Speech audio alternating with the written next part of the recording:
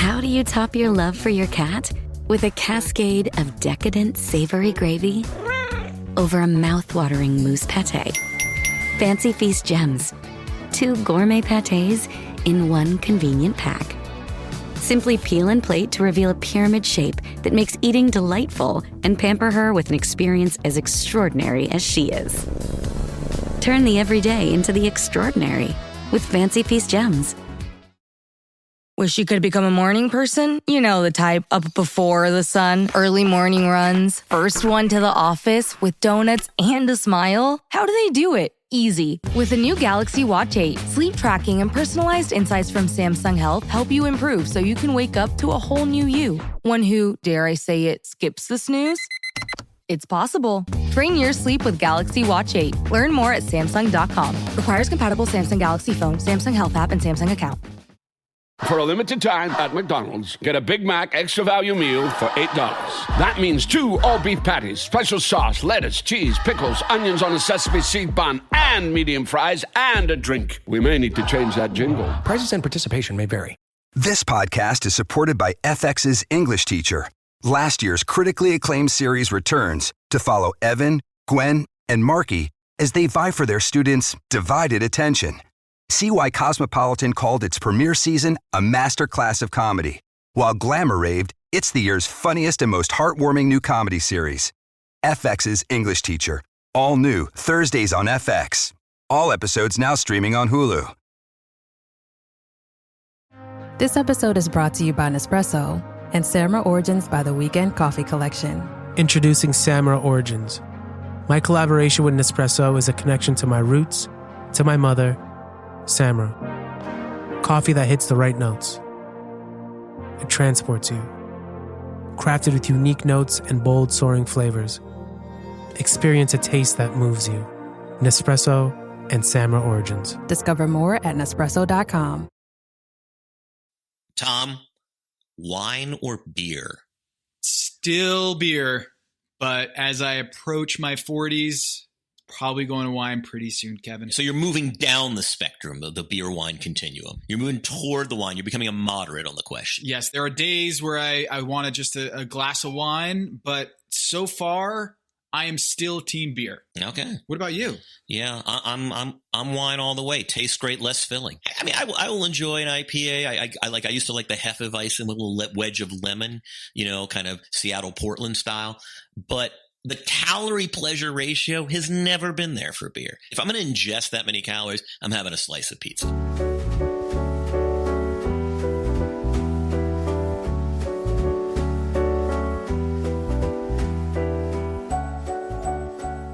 This is Pack Your Knives. I'm Kevin Arnovitz. And I'm Tom Haberstroh. Tom, Final Four. Great Final Four, by the way. I mean, I think when we talked about doing this season, it wasn't just that Tom Colicchio said this is sort of the pinnacle of Top Chef, at least their favorite season. But also, I think the foursome itself, like it's not just production, it's not just the competition, like those 4 chefs are just really fun chefs to watch. It is an appealing style of play to have these 4 folks in the finale. Yeah, and just breaking down the numbers, it's pretty even. We have Jen in the finale, part 1, and she's kind of the quickfire queen. She's won 4 quickfires. She's only got 1 elimination challenge win, but she's been in the top 3 5 times. She's got a whole bunch of quickfires. Kevin is probably the favorite going into Napa because he had 4 wins, 7 top 3 finishes, only 1 loss. Got 4 quickfires, so he's a little bit more versatile. And unlike Brian, who hasn't had a quickfire win, Kevin does both. He wins elimination challenges and he wins quickfires. But Michael Voltaggio, he's got 9 top 3 finishes. He does have a 1 bottom 3 finish. And we hear from Brian Voltaggio at the end of this episode saying, I've never been on the chopping block. Essentially, he is right. He's never been in the bottom. He's never lost, obviously. And so when we go into this episode, we're talking about 4 people who have significantly outperformed the rest of the crew. So when you're assessing before the season, Tom Colicchio says there could have been 8 people who could won this entire season. I don't think that's accurate. I think it was 4. And maybe he was saying, Mike Isabella, Eli, Ash, whoever it might be, were, capable of winning, even if they didn't win an elimination challenge. But these 4 are like, they could be performing on Top Chef Masters. That's how good they are. Yeah, I mean, it's just a really impressive group. I was saying, like, I don't know, is Kevin the favorite because I don't know that we count quickfires in assessing favorites, just because it is such a standalone. Like let's talk about the quickfire just in general. Forget season 6, forget season 17. It's a really interesting vehicle, right? We feel as viewers that we're vested. We feel it's important. We want to know who wins, yet it's interesting in that it has its value to the overall standings, or if you will, or not even standings, the competitiveness. I mean, who's going to win and who's going to lose this competition? I'm sure there's some correlation, obviously. If you are a good quickfire chef over time, you are much more likely to win. And the same goes if you're lost. But it's really about confidence. It's really about, these are essentially exhibitions, Tom. And yet we love quickfire. I mean, it's a testament to the series itself that they can spend the first 20 minutes of an episode on something that has no impact on winning or losing. Yeah, they'll throw you some money once in a while, or you get a set of pots or pans, and that's not nothing.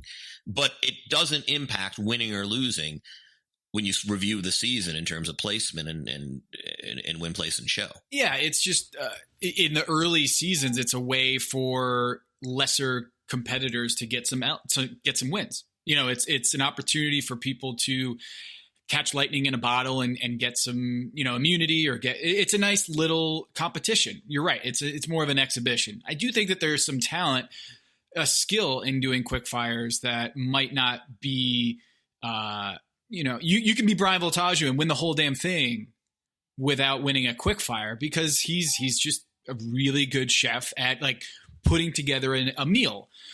Now, I do think Kevin deserves a lot of kudos for the ability to think quickly and to conceptualize a dish in 30 minutes. But on this particular one, he kind of the motion sickness got to him a little bit.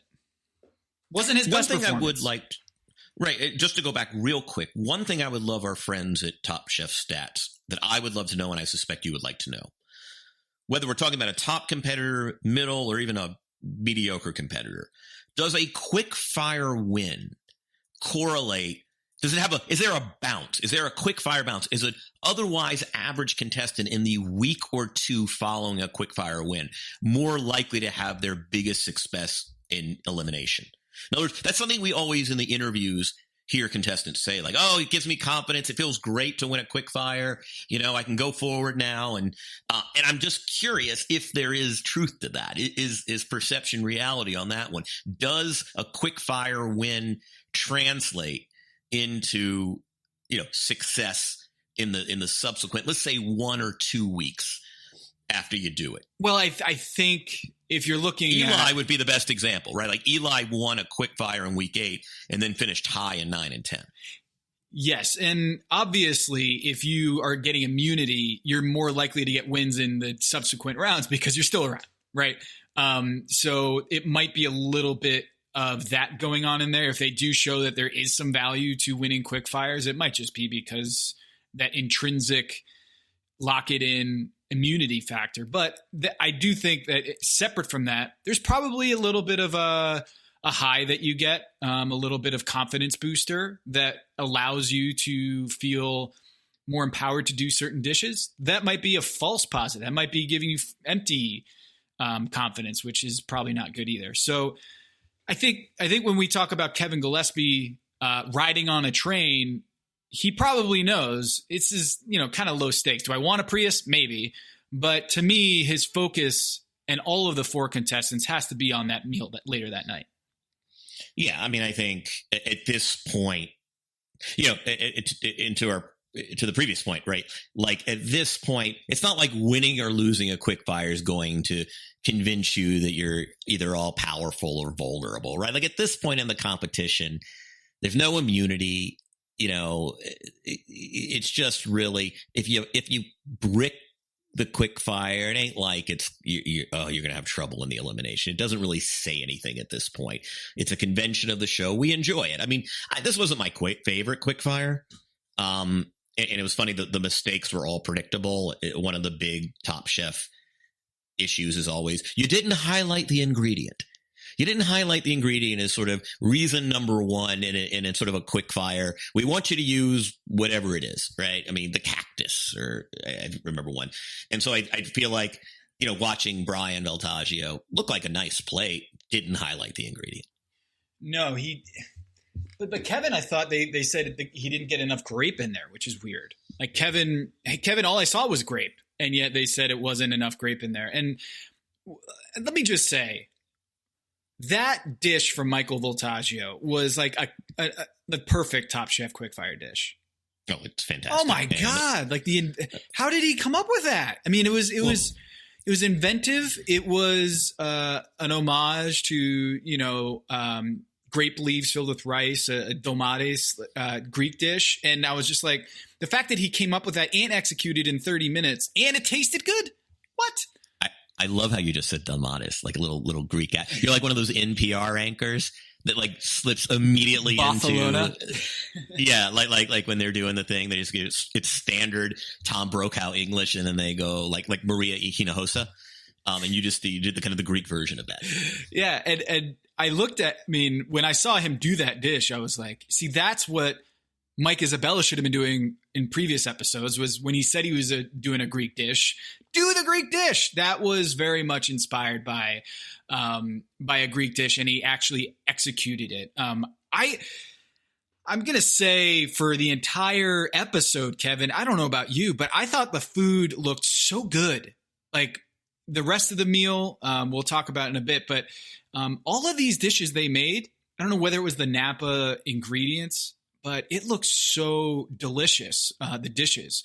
And I don't know about you. I am not a grape connoisseur. So when I'm watching them decide between Cabernet grapes and Concord grapes, I don't really know what I'm dealing with here. Have you kind of gone down the whole like raw grape, not like in terms of wine, but have you dealt with, do you have like preferred grapes? Yeah, I mean, the one grape that is just so delicious right now, actually, the last couple months, so I'm very into these Kyoho grapes. It's like they're these massive purpley kind of grapes. Origin, I think, is sort of Japanese. They're a little bit Concordy in the sense that, what I love is like when a natural grape tastes like Welch's grape juice. Like that's kind of what I'm going for. I want I want natural artificial grape flavor. Now that's not true of my wine or anything, but I'm saying just in the grape. And I mean, the only thing is they have just like a shit ton of seeds. But it is like the Kyoho grape is just, it's my favorite. And they're also expensive. Like they give you this little plastic box and it's like, that'll be $12. And it's like, I mean, that's a lot for grapes. But the Kyoho grape is my personal favorite. Yeah. So I'm not very esteemed in my grape knowledge, but I will say all of these dishes looked really good, and I was surprised that Kevin had a ding for his honey and fromage dessert, because I was like, that actually looks like it's full of grapes. And then Brian does the roasted hen with Brussels sprouts and the reduction of the Concord grape, and I guess the bacon overpowered it, but that's a dish I would eat in half a second. And then Jen does the chicken livers with clams, and that was a classic Jen dish. I think Mike Chiarello said, I want that on my menu, and she's like, yeah, go for it. I really thought she was going to win for that. I mean, I will say the one thing that Kevin might have done is some of those yellow grapes sometimes they're just not that strong, and it's just not grapey.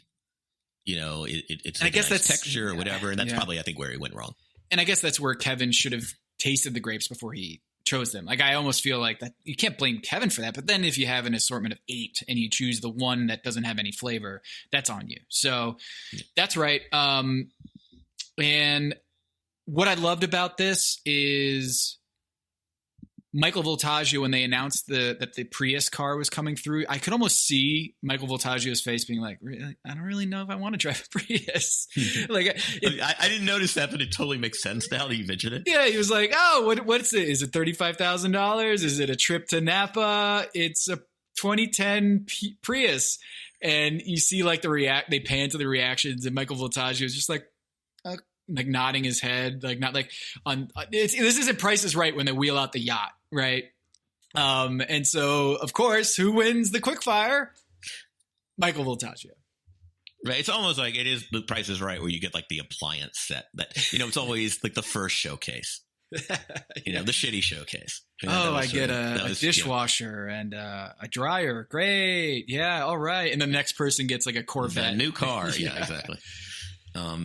But so that, I like that we're in Napa. I love those sort of California farmers markets. They were clearly so excited for the produce. And this is where I'm a total California chauvinist. Like, it is just the best thing about living here is just the weekly farmers markets. And also they just have everything. Like, there's always my frustration. I mean, Atlanta is, it's warm weather. It's pretty moderate. You can get some good stuff, but it's like when I go home and I want to like cook, it's like I can never find what I want. Like, where's the delicata squash? I don't know.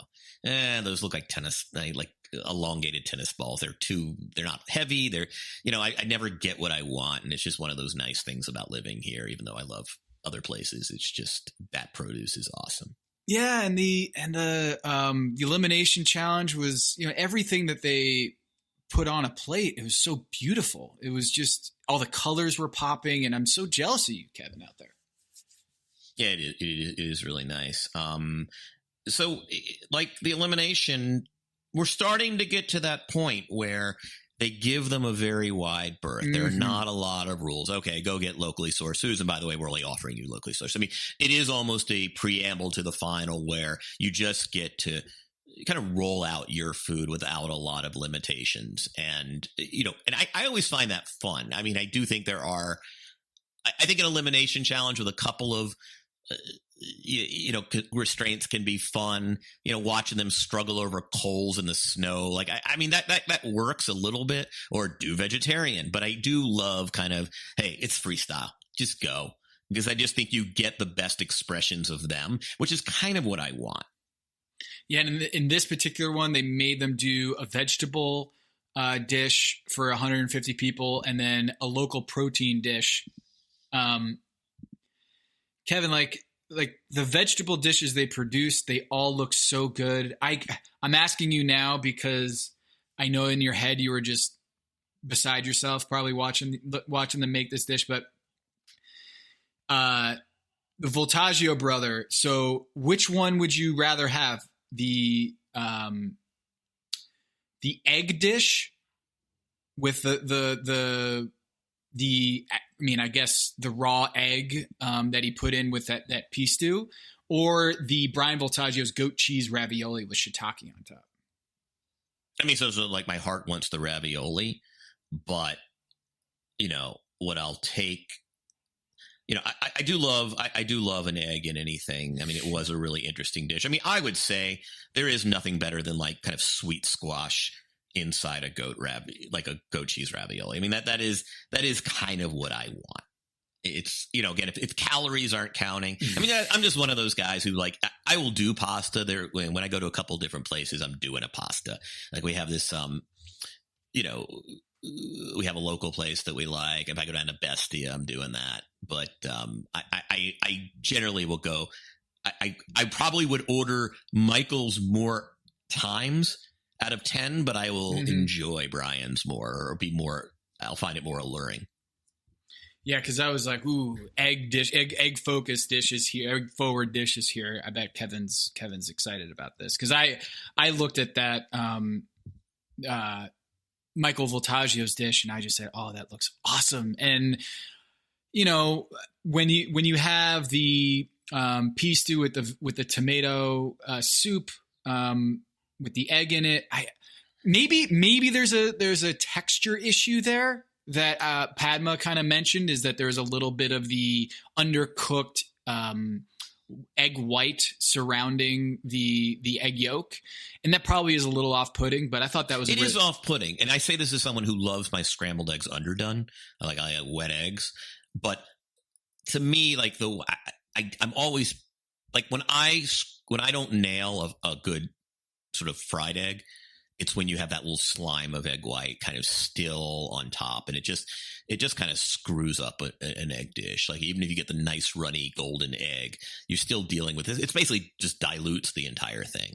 Mm-hmm. And so I imagine that might have been a problem. Though I mean, I do love like a good tomato soup. I mean, I just still one of the more kind of just homey dishes that are out there. I do love a tomato soup.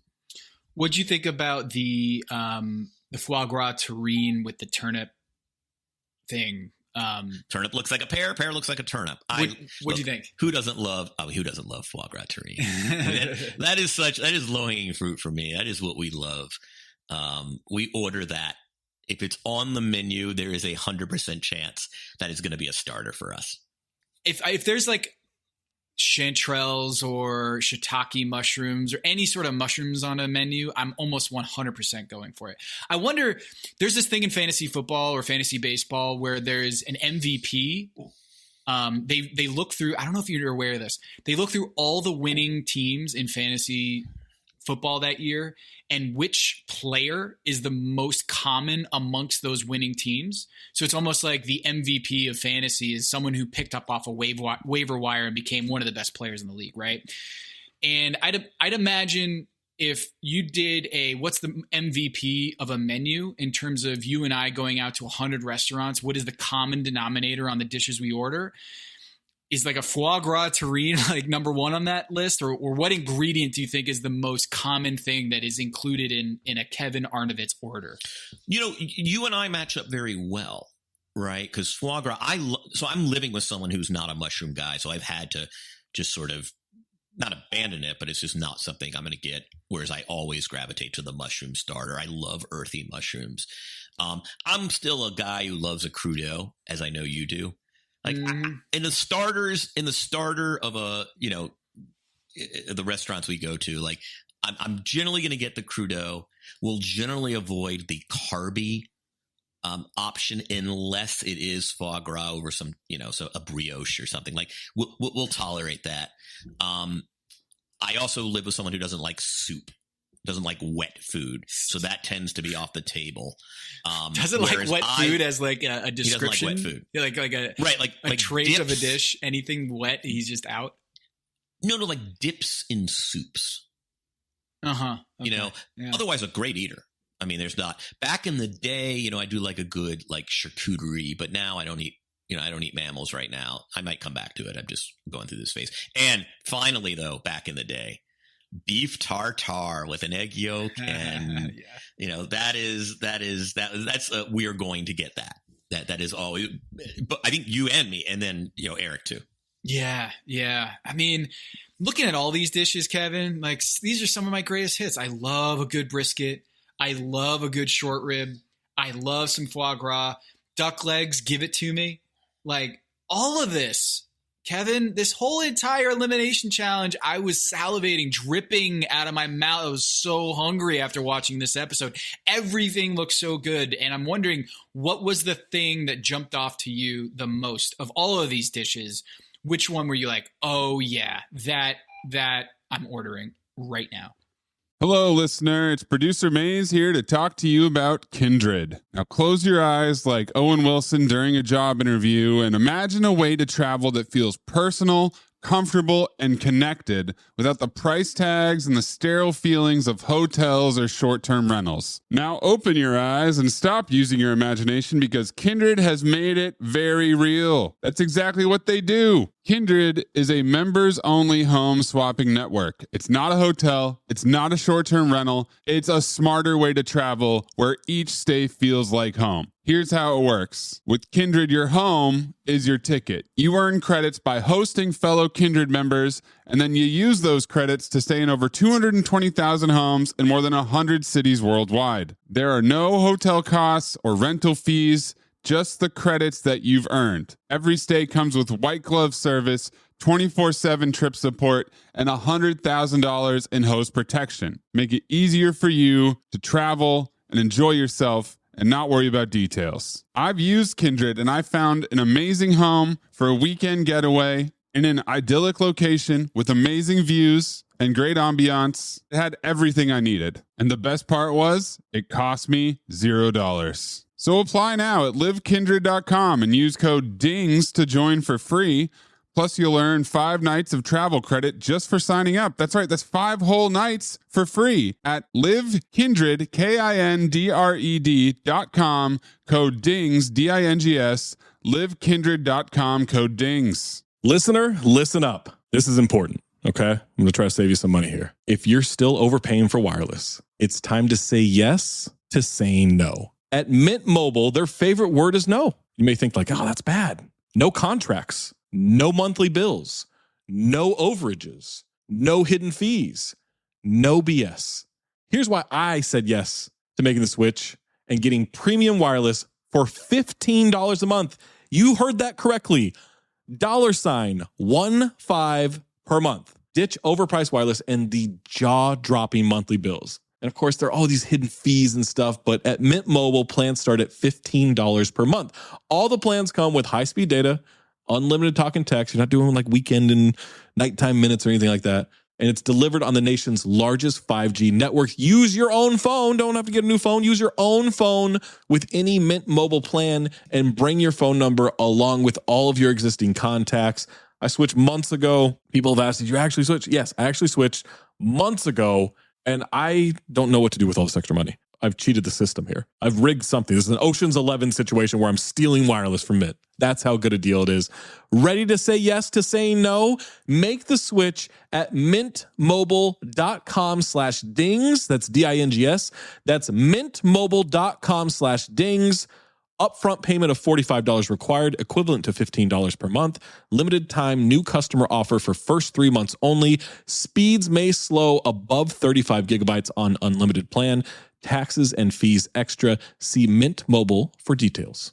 Hello, listener. It's Producer Maze here to talk to you about Quince and their cookware. Cooler nights mean cozy meals at home, and Quince's cookware has made fall cooking so much more enjoyable. Their pieces deliver the quality and performance of luxury brands, but at a price that makes sense. And they look gorgeous on the stovetop, too. No matter what item you need to complete your kitchen, Quince has you covered. With 5-ply stainless steel pots and pans, nonstick skillets, chef-quality knives, and even ceramic bakeware, which is perfect for cozy casseroles or Sunday roasts. And when you look at these prices, you might think, how is Quince doing this? How do they deliver high-quality items similar to high-end brands that are half the price? Well, let me tell you, they partner directly with ethical top-tier factories to cut out the middlemen and pass the savings on to you. And it's not just cookware. I got myself some bath sheets. That's right. When you're a tall man, you have to use bath sheets, not bath towels from Quince.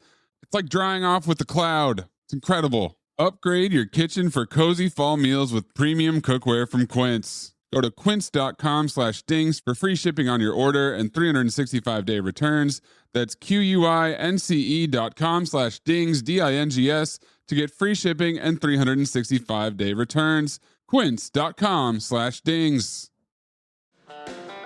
This episode is brought to you by 20th Century Studios' new film, Springsteen, Deliver Me From Nowhere, starring Golden Globe winner Jeremy Allen White and Academy Award nominee Jeremy Strong. Scott Cooper, the director of the Academy Award-winning movie Crazy Heart, brings you the story of the most pivotal chapter in the life of an icon. Springsteen, Deliver Me From Nowhere. Only in theaters October 24th. Get your tickets now. The family that vacations together stays together. At least, that was the plan. Except now, the Dastardly desk clerk is saying he can't confirm your connecting rooms. Wait, what? That's right, ma'am. You have rooms 201 and 709. No, we cannot be 5 floors away from our kids. The doors have double locks. They'll be fine. When you want connecting rooms confirmed before you arrive, it matters where you stay. Welcome to Hilton. I see your connecting rooms are already confirmed. Hilton, for the stay. I mean, again, if I'm putting aside my current restriction, I've got to say, I agreed. I think like a fig glazed short rib, if it is tender, is just perfect. And again, I'm not doing it right now, but I actually, I like sort of bright beans. I like fabas and wax beans if done correctly. I think there's a great disparity. Like I think really good beans done well are wonderful, and I think like crappy beans are not done well are just joyless. But I thought his dish looked the best and apparently tasted the best, but they were all excellent. Excellent. This was classic Top Chef where I really think like a minor detail is going to send someone home. And as I'm watching, I'm just saying, I don't know who's going home. I don't it very rarely does a chef go home for having something that's too salty.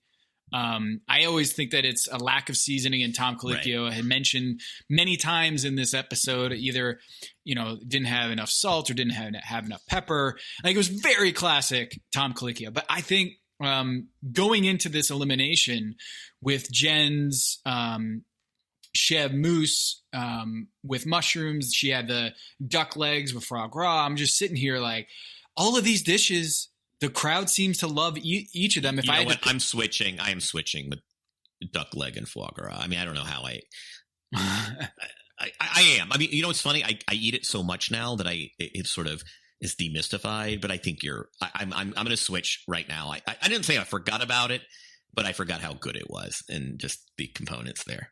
Yeah. Oh man, so good. So, yeah, so they go to the elimination, to the judges' table. All of them come out.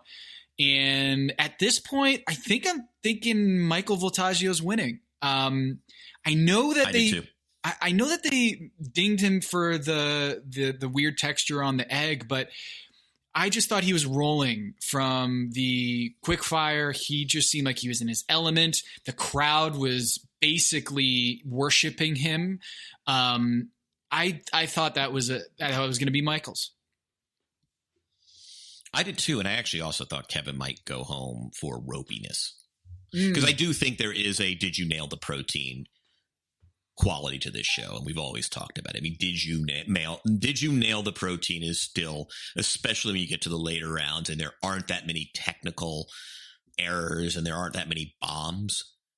It is still a very, very important thing. I really thought the ropiness would send him home, and I really am surprised. I mean, the one thing is, I'm actually shocked that he did it, just because you just need time. You're going to run into problems. You can sell it as the toothiness or whatever he called it. Whereas I think one of the impressive things about Brian Voltaggio was, I'm just going to take it off the bone.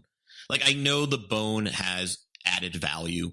I mean, there's something really succulent when the bone is sort of part of the braise, because it releases even more. But Brian Voltaggio made a very mature decision. He's like, look, whatever value I lose on not having the bone, I'm going to make it up because I just kind of reduced my clock. And I thought that was just really smart. In some ways, I'm sort of glad he won based on that decision, which I just thought was crafty. I do want to do a braised meat. I don't have time to do exactly what I want. Let's make lemonade and get rid of the bone. Let me ask you a question, Kevin.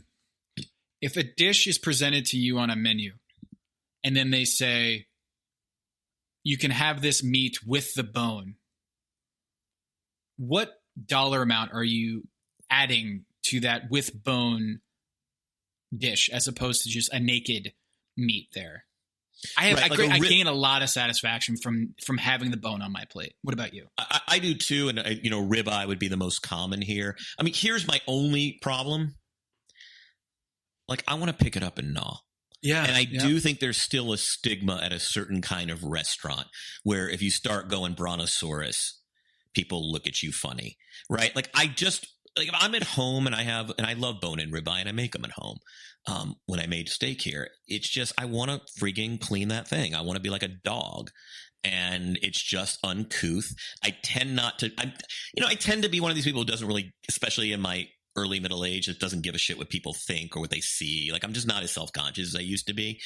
But still, that's one that in the wrong company just repulses people, right? Like there are only a few people in my life, you among them, where I'd even feel comfortable in a restaurant just picking up the ribeye bone and doing that. So what I'll often do, or what I often did, take the bone home. Say it's take the bone home. And then get home and gnaw on it, right? Because I just that fat and meat that is just close to the bone is really the best stuff. Oh, that's so funny you do that. I've never heard. That's amazing. Like if someone offered me like oxtail but without the bone in it. No, what do you want? Yeah, no. Come on, like it's part of the whole fun is like getting that gelatin, like that fatty. It's so right much in the more middle, fun. you know, in the oxtail, that little part in the middle, that little gelatinous marrow that's kind of sitting there. In the middle. Yes, once you find the glory that is marrow, when you have you kind of ascend to a place in your life where you're like, yeah, I'm eating that marrow, and it's just the most decadent, fatty. It's butter. It's nature's butter. Yeah. And I'm like, man, how do people not eat bone or like enjoy having a big old bone from the Flintstone era on their plate? I think it's awesome. Like if I'm Kevin, we should do a restaurant. It should be Brontosaurus. It should just have dishes that you can be caveman in there. I would love to have a restaurant that has that as its theme. You should come when you come out here. Nancy Silverton's Kispaka is very much what you're talking about. Get your hands dirty and let's go. Meat. Yeah. It's meat. The one thing I really miss cooking since I went on this thing is I miss braising oxtails. First of all, it's just not that hard and it's so satisfying. You just and I'd braise those things for 7 hours at a low temperature. I think you've come over to my house and had my braised oxtails. Oh yeah, I have. Yeah. I mean, it's delicious. And put grits under it. Like that's one of my favorite meals to prepare. And I just obviously don't do it anymore.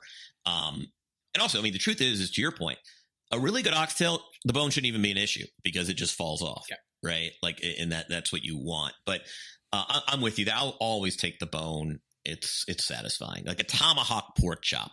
Now that's some fun. So much fun. So that was a little bit of a tangent because when he has to make that decision of I'm not including the bone, I'm like, ooh, that's a risk because I think people generally like to have that aspect to their dishes. So he gets actually the W. Brian Voltaggio goes to the back room. He gets his win. That's got to be super satisfying considering how good Michael Voltaggio was that day to get the win at that stage of the game. Of course he wants to win the next challenge, the championship challenge, but man, that's got to feel really, really good for Brian Voltaggio to go into the back room and leave Michael, Kevin, and Jen to roast in front of the judges.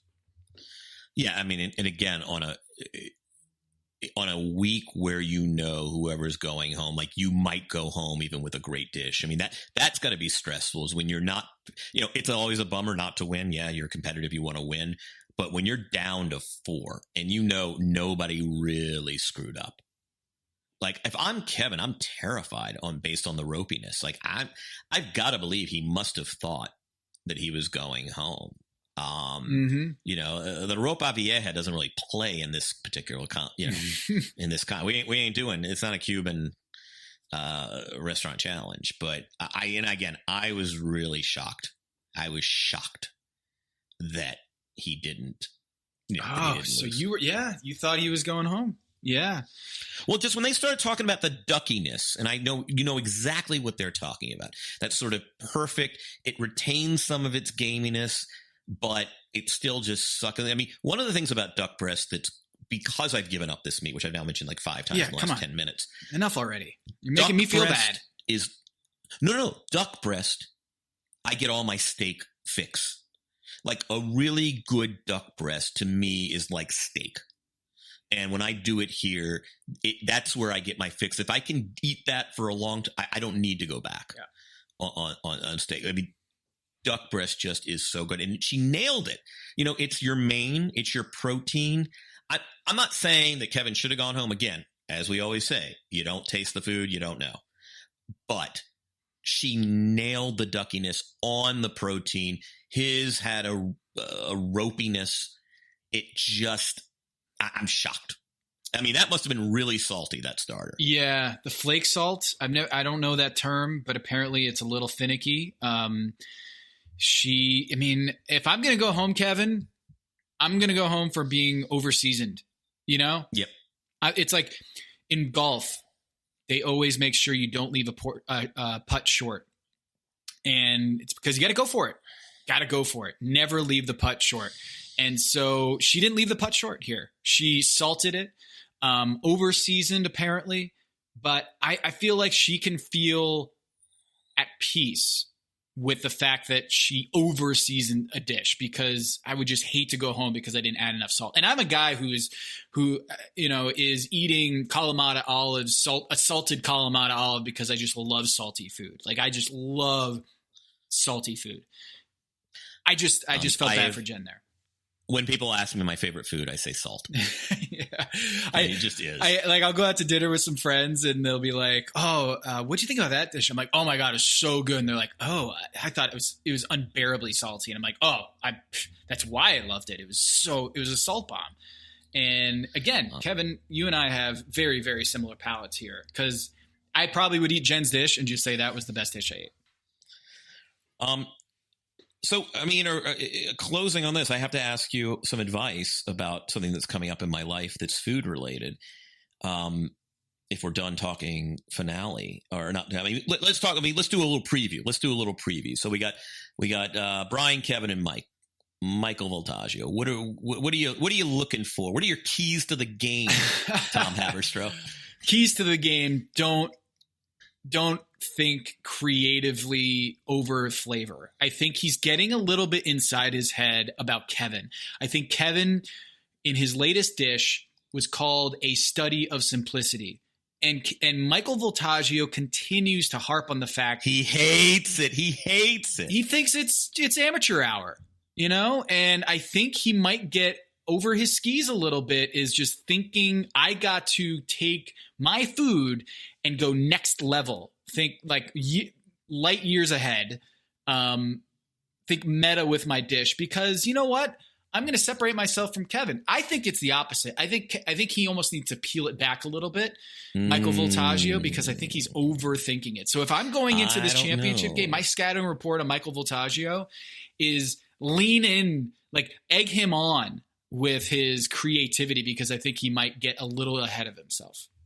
See, I would say my concern for Kevin he would be the person I'm most concerned about, not because it's not going to be great, but you just know one of those other two Voltaggios are going to nail their 4 courses.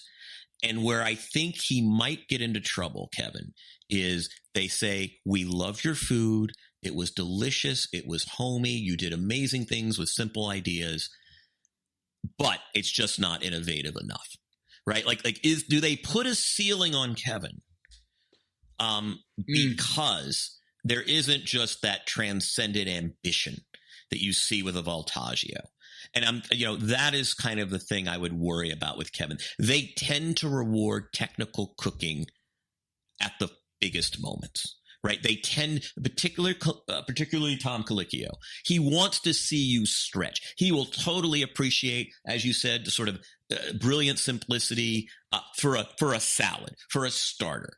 But I think he wants you in the biggest salad. It's never going to hurt you. Because there are always going to be errors and other play, and Kevin just executes. He just executes. But that would be my concern.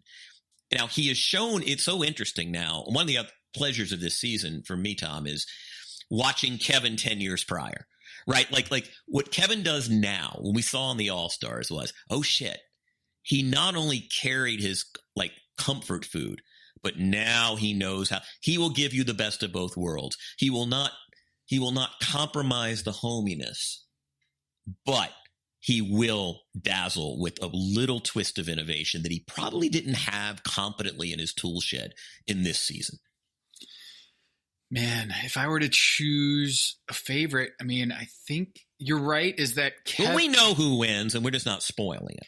Yeah, but I'm thinking going into this blind, I think you're right, is that Kevin is so different than the other two that it almost works against him, because I think in the heart of hearts, people want to see Michael and Brian go head to head for the finale, right? And they do not similar foods, but they have a certain style to them that is different than Kevin.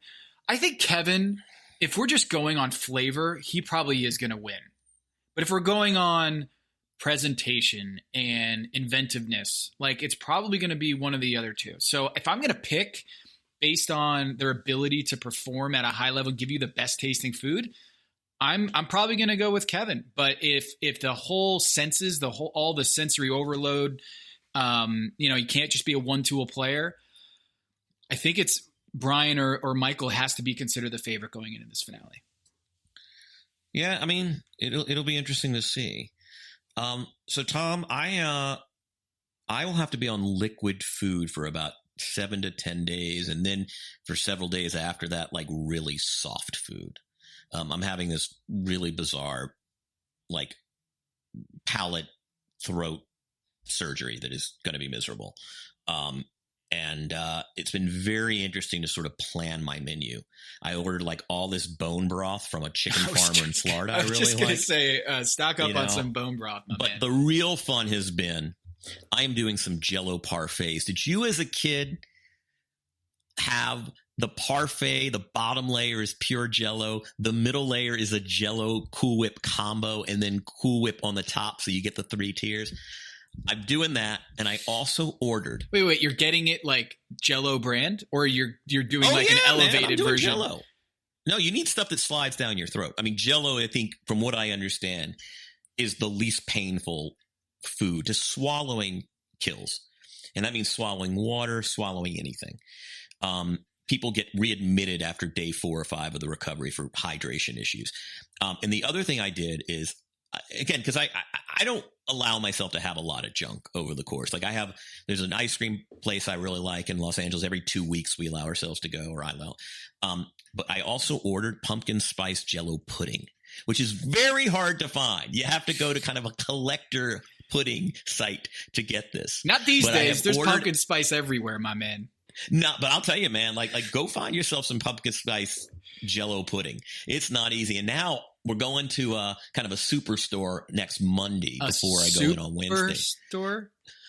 Basically a place in the burbs that doesn't exist in Los Angeles where you can just get middle to lowbrow food. Because if I'm going to do this, I'm going to do it, man. I'm just going to, first of all, I'm going to lose weight so I can actually eat what I want. Like Eric's going to go out for a Shake Shack or other milkshakes for me every other day.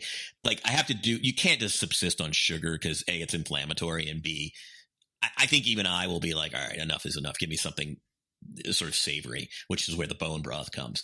But like, I'm actually fascinated to see how I handle this. Pretty much 7 to 10 days liquid only. And then 4 days, like kind of like wet eggs.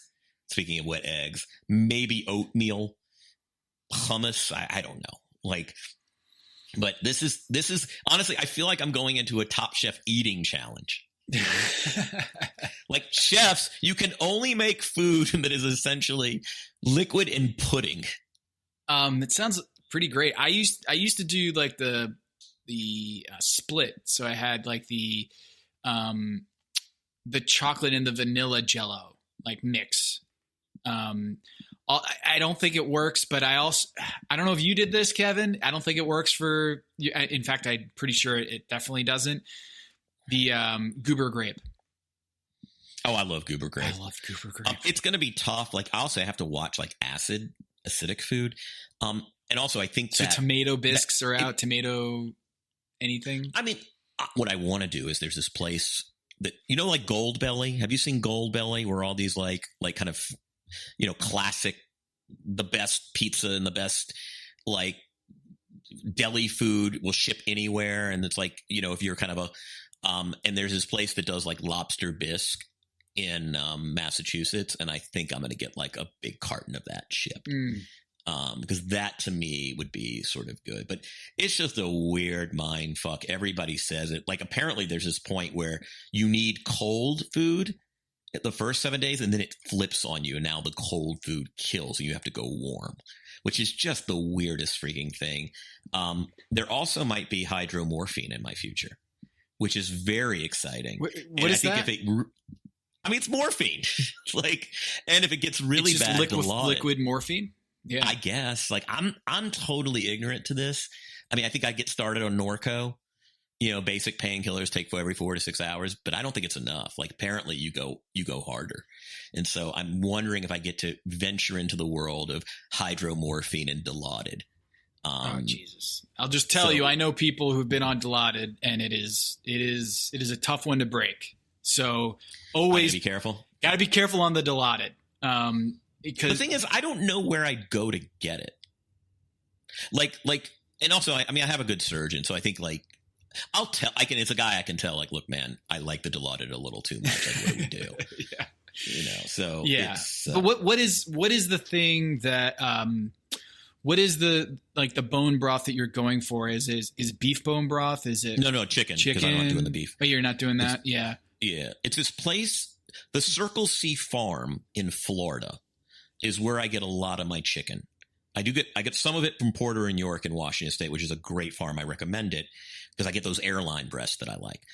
But I get a lot of my thigh meat and thighs from Circle C, this little family farm in Florida, and they've got they ship bone broth in the mason jar. And because one of the things is I went on Amazon, a lot of these upscaley, boutique-y, artisanal pouches of bone broth you get are expensive, man. They want $16 for 16 ounces.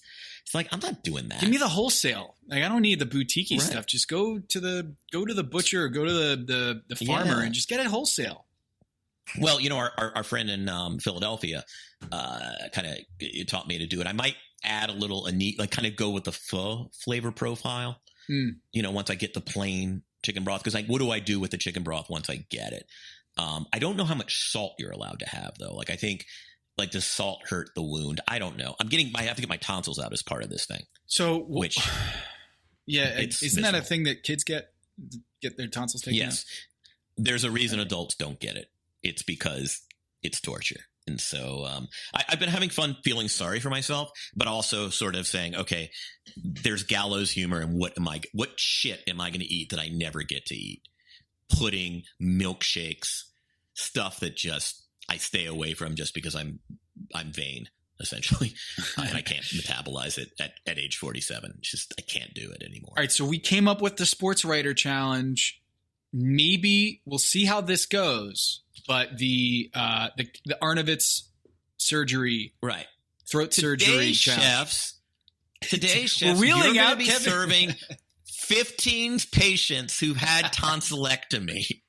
They're all high on hydromorphine, and they can't eat solid food. Actually, this is what I'm pitching to Tom Colicchio. This is it, man. You have drugged out tonsillectomy patients, and that is the challenge. Okay, we've got to write Tom. This is it. This is it. This is it. This is it. And then celeriac puree with a. So does that mean Padma, Gail, and Tom are going to be hopped up on painkillers? Just as part of the. You have to I guess you have to trust the tonsillectomies. Well, no, they can still judge, right? They can still. It's like the stoner food truck one, right? Like the Hangover one that they did years ago. I think they can still they know how to judge soup. They know how to judge purees. I think. Essentially, it's a baby food challenge. So, but yeah, you just get a bunch of tonsillectomy victims, and just they judge it. This is great. Well, we can leave off on that note, but I would be remiss if we did not mention the Where Are We Now? Where Are They Now? Jen Carroll edition. She's been on the show a bunch of times, but just a quick shout out. Where is she now? She's on Pack Your Knives, and she's doing great work. I get her updates on Patreon. I recommend you become a Jen Carroll Patreon subscriber, a patron. There's also really useful recipes. I mean, everything from sauces to quick fix type stuff. So I really recommend that. And, she's doing great work in Philly, and go listen to some of our past episodes if you want to know where she is now. Yeah. eatccc.com, eatccc. That's 3Cs.com. And she's also got Spice Finch with her partner in Rittenhouse Square, Philadelphia. So go check it out. We will. By the way, I'm going to read a press release that just has come over while we've been recording.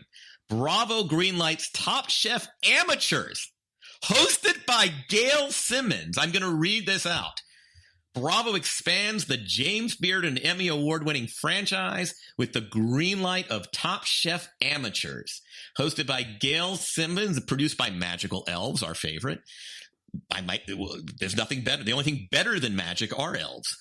Bravo's newest culinary competition gives talented home cooks the opportunity of a lifetime to test their skills in the illustrious Top Chef kitchen.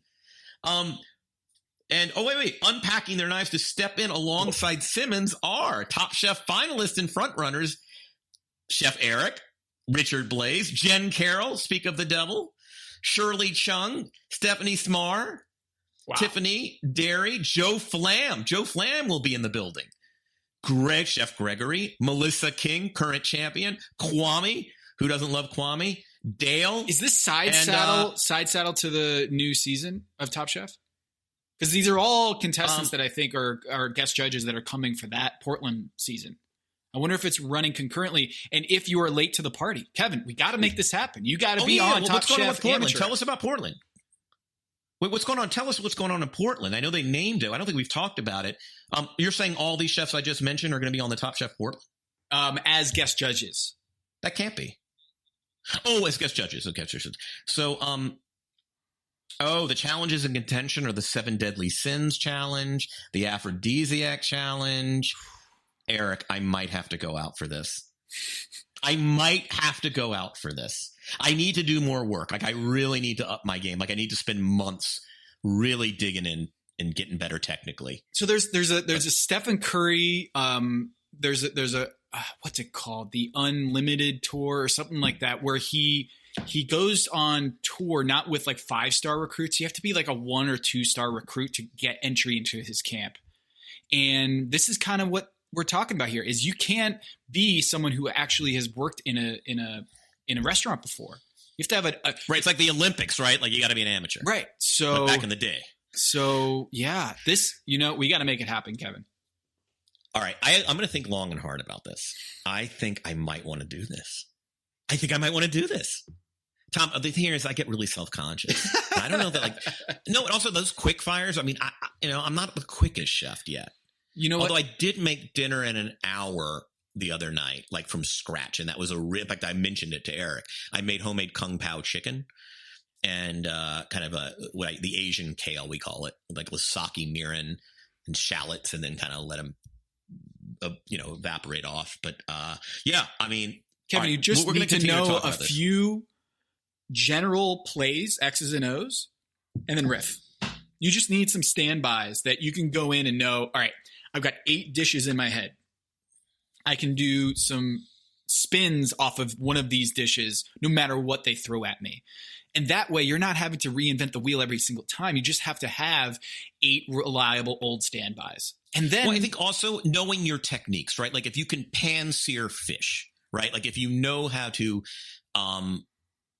do some sauces with ingredients that are thrown at you, right? Like I also think I'm with you. Like you got to have those back pockets, but then I think you also know how to, what is the method, right? I can do fish 3 ways. I can braise meat. I know how to grill it. Like I'm shitty at grilling fish. I never get it right. Well, then don't do it. We got to, we're going to have to talk to Magical Elves here. See if we can patch it through. All right. I'm still thinking about it. I think it is terrifying to be on TV as a contestant. I mean, I don't, Do you hear yourself? I've never heard you so gleeful until you found out about this. Don't forget. I know, but I'm having real. All right. To be continued. Let me sleep on it. We're going to record our finale before my surgery. So, we will continue. I want to think it over for 48 hours, Tom, between this taping and the next. Okay, let's do it. All right. For Tom Haberstroh, this is Kevin Arnovitz, and this is Pack Your Knives.